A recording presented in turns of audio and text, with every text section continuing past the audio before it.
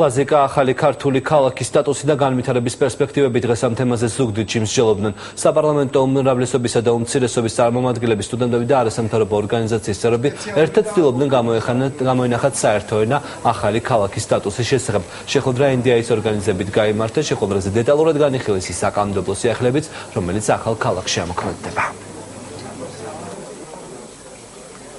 საქართველოს კანონში შედის ცვლილება ლაზიკის სტატუსის განსაზღვრის შესახებ.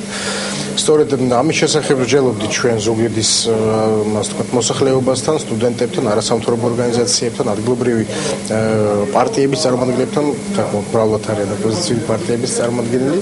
საკმაოდ საინტერესო შეხვედრა იყო, კონსტრუქციული მსჯელობა იყო, კრიტიკული შენიშვნებიც. ეს არის ის პოტენციალი, რომელიც უკავშირდება არა მხოლოდ გეოგრაფიულ ადგილმდებარეობას, არამედ შესაძლებლობებს ეკონომიკური განვითარების. შესაბამისად ვფიქრობ, რომ ამ ეტაპზე განსაკუთრებული სტატუსის განსაზღვრა ქალაქ ლაზიკასთვის არის მნიშვნელოვანი იმისათვის, რომ დაინტერესება კიდევ უფრო გაიზარდოს.